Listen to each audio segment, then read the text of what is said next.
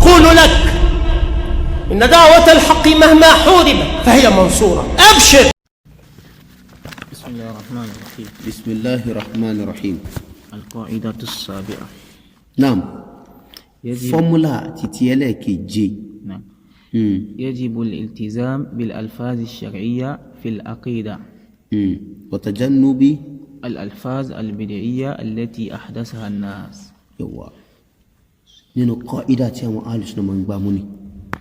tó máa fi ń bìdì àkídà wọn àti manhaji wọn ó ní wọ́n ní yajibu iltizamu ìdúnímọ̀ ìdìrọ̀mọ́ bil alfáàdì shar'iyya àwọn gbólóhùn sharia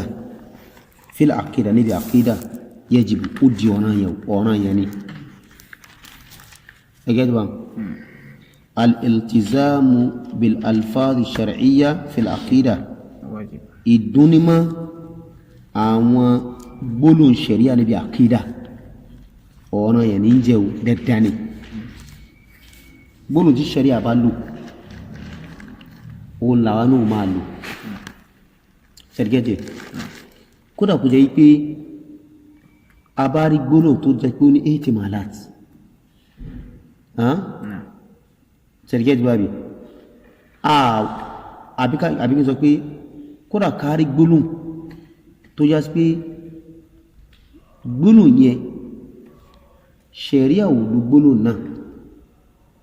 àmọ́ kẹ́lìmà náà ní lugha ó ṣe déédéé kẹ́lìmà tí ṣẹ̀ríà lò lápẹjù ọlọ́ni laysa kamithlihi kò sí nǹkan kan kò sí kinní kan bí Ọlọ́run kò sí ka mithlihi mithlu ẹ̀rí pé gbólóhùn shar'i ó ní kíni mithlu Ọlọ́run bò sọ pé laysa ka shibihihi àbí shibuhu wọn náà níta lè fi wé àfiwé ṣẹ́gẹ́dùn nítorí tó jọ Ọlọ́run mithlu irú rẹ̀ kankankan àmọ́ ṣubú wo ni ó fẹ́ jọ ẹ wá rí pé kẹ́lìmọ̀ tí ṣẹ̀ríà lò ní kíni mithlu kò lò kíni ṣubú so alfáàdù ṣẹ̀rí tí lafzu ṣẹ̀rí tí ṣẹ̀ríà lò òun gẹ̀gẹ̀ ló jọ rẹ̀ ká sí kíni ká dọ́ni ma ká gbámú arrahmanu ala al-arshi istawa كلمة الشريعة لو نسي استواء الاستواء ولو أبي أكوني ولو بلو متوجكني لو الاستواء تقول لفظ تيكان لوني اللي لو يكاد دوما وزوكي استولى سرقت بام يد الله فوق أيديهم كني كلمة شرعية تلو كلمة شرعية ولكن اليد نعم ẹ̀wà ń lo gbé sí majaz kẹsọ̀ pé torí náà ni'matullahi ala aydihim àbí qudratullahi ala aydihim ni'matullahi èyí kalima yìí níbi abala ilé níbi aya yìí kìí sí kalima shar'i ni kìí kalima shar'iyya kìí sí alfaz kìí sí lafzu shar'i shar'iyya ba lafzu shar'i oníkíni yadu kalduba wọ́n sọ ní sí pẹ̀lú kíni àkídà الجد بابي نعم وتجنب الألفاظ البدعية التي أحدثها الناس كذا جنسي أو كلمة أو بولون توجد بديا تاون يدالي بولون استولى بدعاني نعمة الله بدعاني نبي بابي تونسي بالكيني أكيدا أجتي الله ني يد الله وصفي qudratullah àbí ni'matullah tó bídà ní ṣẹ̀rẹ̀gẹ́ bábí tó jíjìnà sí àwọn gbólóhùn yẹn ilé ìbẹ̀ ni manhaj alùsùn níbẹ̀ ni àkídà alùsùn náà ẹ̀rì pé tẹ́ bá wo àwọn ilé iṣẹ́ ẹ̀rì pé lọ́wọ́ kan kí ni alùsùn náà fi ń bídà àkídà rẹ̀ Qur'an àti hadith ni wọn ò ní ráàyè kan wọn ò ní nǹkan kan táwọn fi kún àbí tí wọn yọ kún bẹ̀ wọn kò sí bó sì wá náà wọ́n sì gbà láìsí àfikún láìsí àyọkù gbólóhùn tí ṣẹ̀ríà lò lẹ́nìkẹ́lù ẹ mọ́ lò gbólóhùn mi àwọn àṣàyẹ̀rà kí làwọn ṣe wọ́n lo àwọn alfáàdù bid'iyya níbi kíni níbi àkídà níbi asma wa sifat tabani yadullahi fawqa aydi wọ́n sọ pé rárá ni'matullahi àbí kan ní qudratullah tabani radiyallahu anhu kalima shar'iyya tí ṣẹ̀ríà lò ní kíni àrídọ̀ abẹ́kọ́ ni ìtí kalima ìtí ṣẹ̀ríà lò ní àmọ́ àwọn àṣàyẹ̀rà wọ́n sọ pé rárá ẹ mọ́ sọ pé ọlọ́ọ̀bá ń yọnu jaza ni tàbí thawab ọlọ́run san wọ́n lẹ́san sẹ́rìgẹ́ ìgbà mi wa ghadiba Allahu alayhim al-ghadab wọn ni alfadhu shar'iyya wọn ni al-ghadab àmọ́ táwọn bá wá sí kíni wọ́n wá change gbọ́nà ghadab sí kíni al-adhab àbí al-uquba ìdásẹ̀rí àfúnni ìjẹníyà ọlọ́ọ̀bá jẹ wọ́n yà ní kìí pé ọlọ́ọ̀bá bínú sí wọn ẹ̀rí pé ti change lafzu shar'i sí kíni lafzu albid'i burúkú gẹ́gẹ́ bí so ilé yìí ni qaida tó yẹ ká gbámú wal alfaz al mujmala tó àwọn gbólù al mujmala al muhtamila tó jẹ́ pé gbólù tó kó nǹkan tó pọ̀ sínú mujmal gbólù tó yẹ pé mujmal ni tó bùkátà sí kíni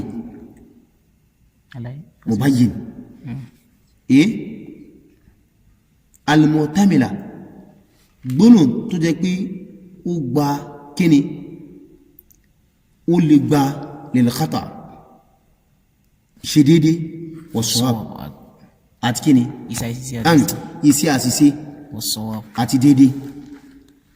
gbónà ni mujmala tó yẹ pé ó ní ojúpọ̀nà méjì lónìí ó lè gbọ́ ojúpọ̀nà mistake ó sì lè gbọ́ ojúpọ̀nà kíni ìṣedédé yustafsar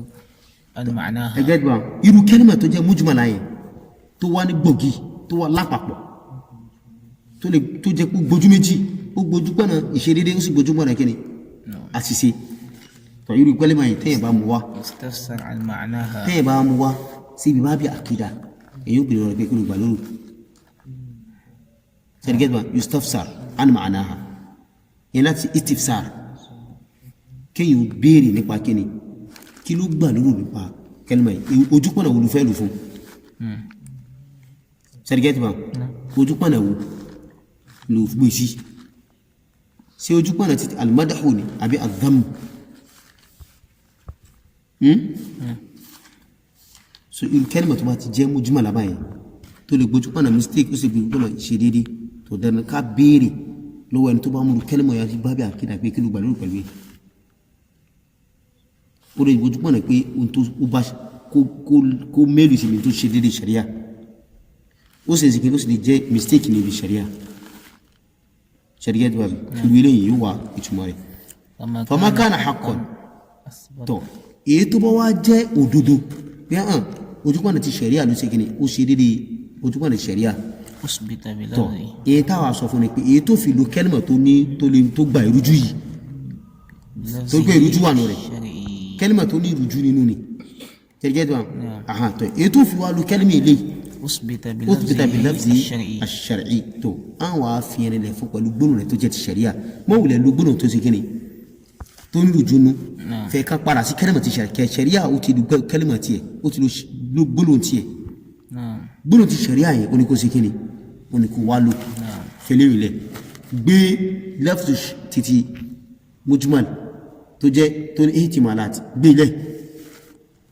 torí pé àwọn míì máa lo kẹ́lìmà tó jẹ́ mujmal yẹn èròǹgbà wọn títí kátà òní àwọn gbà tábàrí pé wọ́n fẹ́ mú àwọn wà sí kíni wọ́n kà yìí sí